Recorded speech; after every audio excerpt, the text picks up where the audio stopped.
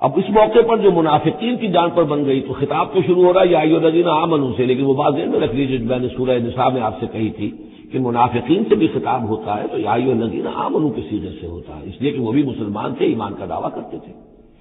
یا ایھا الذین آمنوا ما لکم اذا قیل لکم انفروا فی سبیل اللہ اثاقلتم الی الارض، اے ایمان کے دعوے دارو تمہیں کیا ہو گیا ہے جب تم سے کہا جاتا ہے نکلو اللہ کی راہ میں تو تم گرے جاتے ہو، دھسے جاتے ہو زمین کی طرف، یعنی کہ وہ پاؤں من کے بھر کے ہو گئے اور اٹھا نہیں جا رہا، حوصلہ جو ہے جواب دے گیا۔ ارضیتم بالحیات الدنیا من الآخرہ، اب یہ وہی سرچنگ کوشچن، ذرا سوچو کیا تم نے آخرت کی بجائے دنیا کی زندگی کو قبول کر لیا ہے؟ دعوے دار تو ہو ایمان بالآخرت کے، لیکن اگر تم اللہ کی راہ میں جنگ کے لیے نکلنے کے لیے تیار نہیں ہو تو اس کا مطلب یہ کہ تم آخرت ہاتھ سے دے کر اور دنیا خرید رہے ہو۔ وما متاع الحیات الدنیا فی الآخرۃ الا قلیل، تو جان لو کہ دنیا کی پوری زندگی کا ساز و سامان آخرت کے مقابلے میں کچھ بھی نہیں ہے، نہ ہونے کے برابر ہے، بہت قلیل۔ الا تنفروا، اگر نہیں نکلو گے اللہ کی راہ میں یعذبکم عذابا الیما، تمہیں عذاب دے گا، دردناک عذاب، ویستبدل قوما غیرکم، اور تمہیں ہٹا کر کسی اور قوم کو لے آئے گا۔ اس نے اپنے دین کا جھنڈا اٹھوانا ہے، تم نہیں اٹھاتے، تمہیں دفع کرے گا، ریجیکٹ کرے گا، مردود کر دے گا اور کسی اور قوم کو لے آئے گا۔ ولا تضروہ شیئا، اور تم اللہ کا کوئی نقصان نہیں کر سکو گے۔ واللہ علی کل شیء قدیر، اللہ ہر چیز پر قادر ہے۔ الا تنصروہ، اگر تم ان کی مدد نہیں کرو گے یعنی حضور کی، فقد نصرہ اللہ، تو اللہ نے تو مدد کی ان کی۔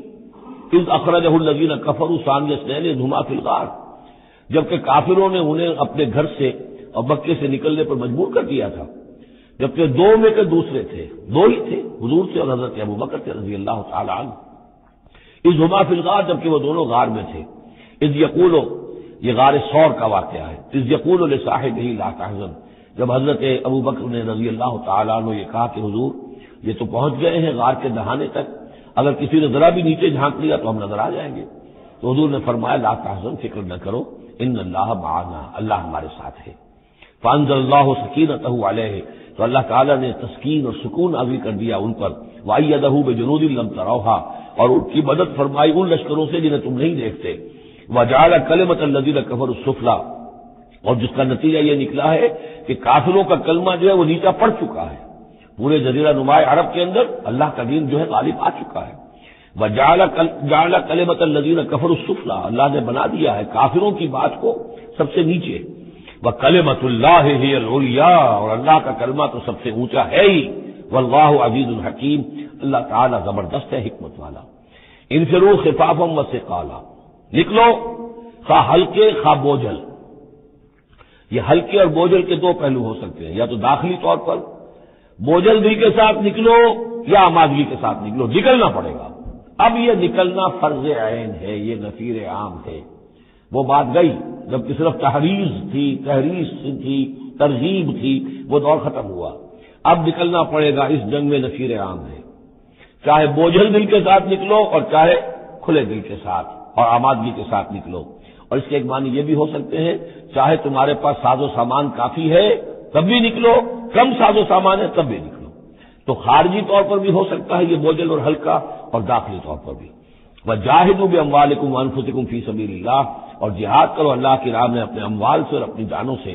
ذالکم خیر لکم ان کنتم تعلمون، یہی تمہارے لیے بہتر ہے اگر تم علم رکھتے ہو۔ لو کان عرضا قریبا، اگر انہیں توقع ہوتی کہ مال قریب ہی ہے، قریب ہی ہمیں مال مل جائے گا، غنیمت مل جائے گی، وسفرا قاصدا، اور اس کے لیے سفر بھی جو ہے وہ چھوٹا ہے، بڑا نہیں ہے، لاتبعوک، تو یہ سب اے نبی آپ کی پیروی کرتے، آپ کے ساتھ چلتے، ولکن بعدت علیہم الشقہ، لیکن ان کو تو بڑی بھاری پڑ رہی ہے، بڑی دور کی مسافت نظر آ رہی ہے، اتنا دور، اور اس میں اعلان کر دیا تھا حضور نے۔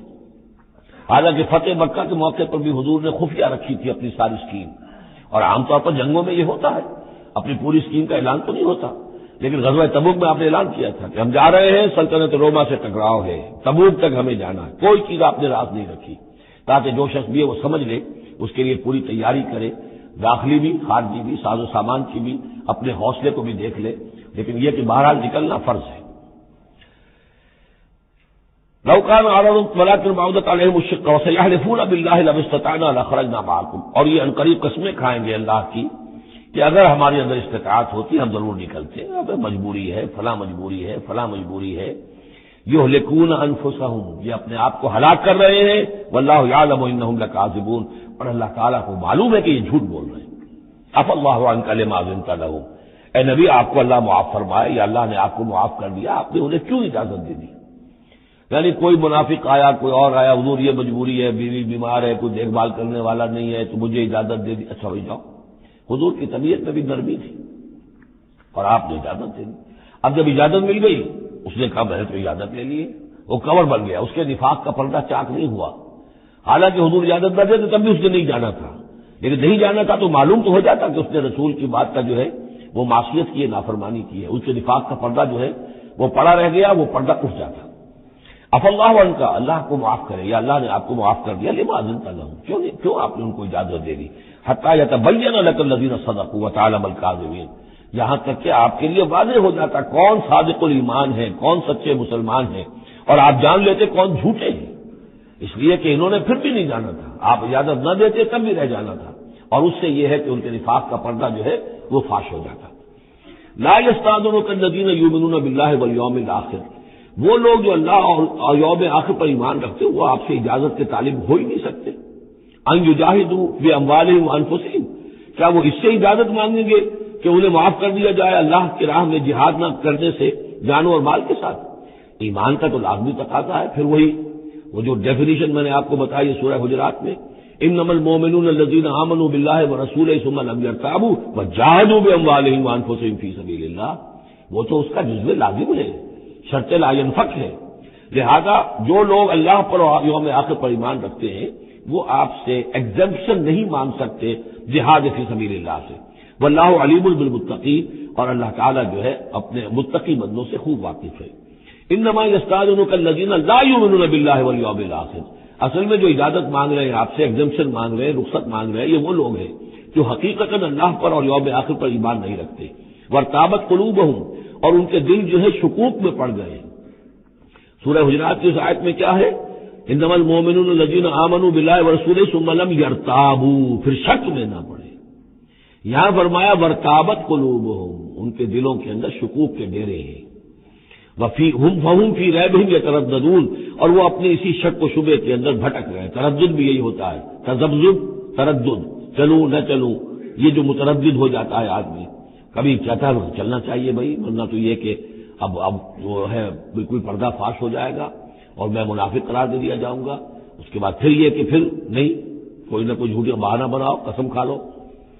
وَلَوْ أَرَادُوا الْخُرُوجَ لَأَعَدُّوا لَهُ عُدَّةً، اور اگر انہوں نے نکلنے کا ارادہ کیا ہوتا تو اس کے لیے ساز و سامان فراہم کرتے، جیسے کہ کیا جاتا ہے، آدمی سفر کے لیے تیاری کرتا ہے، انہوں نے تیاری نہیں کی۔ وَلَٰكِن كَرِهَ اللَّهُ انبعاثَهُم، تو اللہ تعالیٰ ہی نے ان کا نکلنا پسند نہیں فرمایا۔ فثبتہم، اور ان کو بوجھل کر دیا، ان کو روک دیا۔ وقیل اقعدوا مع القاعدین، اور ان سے کہہ دیا گیا رہو بیٹھ جانے والوں کے ساتھ تم بھی بیٹھ رہو۔ اس کی حکمت آگے آئے گی۔ لو خرجوا فیکم، اگر یہ نکلتے آپ کے ساتھ، اے مسلمانوں تمہارے ساتھ، ما زادوکم الا خبالا، تو نہ اضافہ کرتے تمہارے لیے مگر خرابی کا۔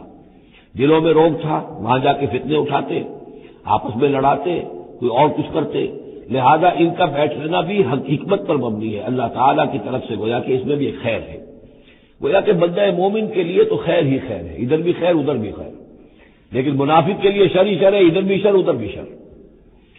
لو خرجوا فیکم، اگر یہ نکلتے تمہارے ساتھ، ما زادوکم الا خبالا، تو یہ نہ اضافہ کرتے تمہارے لیے مگر برائی کا، خرابی کا۔ ولا اوضعوا خلالکم، اور یہ گھوڑے دوڑاتے تمہارے مابین، یبغونکم الفتنہ، تمہارے لیے فتنے پیدا کرنے کے لیے۔ وفیکم سماعون لہم، اور تمہارے اندر ان کے بعض جاسوس بھی ہیں، یا تمہارے اندر بعض لوگ ہیں جو ان کی باتیں بڑی توجہ سے سنتے ہیں، یہ دونوں ترجمے ہوں گے۔ واللہ علیم بالظالمین، اور اللہ تعالیٰ ظالموں سے خوب واقف ہے۔ یعنی تمہارے اندر ہے مسلمانوں بعض نیک دل، وہ منافق نہیں ہیں، نیک دل سادہ رو مسلمان ہیں جو ان سے حسن ظن رکھتے ہیں، ان سے کوئی تعلق رکھتے ہیں، دوستی رکھتے ہیں، ان کی بات توجہ سے سنتے ہیں۔ تو اگر یہ ہوتے تمہارے لشکر میں ساتھ اور یہ کوئی فتنہ اٹھاتے تو وہ جو سادہ رو مسلمان تھے وہ ان کی بات سن کر کسی فتنے میں مبتلا ہو سکتے تھے۔ اور ایک ترجمہ وہ ہے کہ ان میں جاسوس موجود ہے۔ لقد ابتغوا الفتنة من قبل، یہ اس سے پہلے بھی فتنے اٹھاتے رہے ہیں۔ وقلبوا لك الامور، یہی لفظ فتنہ آیا اس حدیث میں جو میں سنا چکا ہوں آپ کو۔ علماء سوء کا کردار کیا ہو جاتا ہے؟ علماءهم شر الناس تحت عظیم السماء من عندهم تخرج الفتنة وفيهم تعود۔ جھگڑے، لڑائیاں، فتوے اور ایک دوسرے کی وہ تفرقہ جو ہے اور اس کے اندر شدت ہے، یہ کام ہے۔ لقد ابتغوا الفتنة من قبل، یہ فتنے اٹھاتے رہے پہلے بھی۔ وقلبوا لك الامور، اور اپنی امکانی حد تک اے نبی آپ کے لیے معاملات کو تلپٹ کرنے کی کوشش کرتے رہے، بدلتے رہے۔ حتی جاء الحق، یہاں تک کہ حق آ گیا جزیرہ نما عرب میں، تو فیصلہ ہو گیا، اللہ کے دین کا غلبہ ہو گیا۔ وظہر امر اللہ، اللہ کا امر ظاہر ہو گیا، غالب ہو گیا۔ وہم کارہون، جبکہ انہیں یہ پسند نہیں تھا، یہ تو ابھی چاہتے تھے کہ دین کا غلبہ اس طرح سے نہ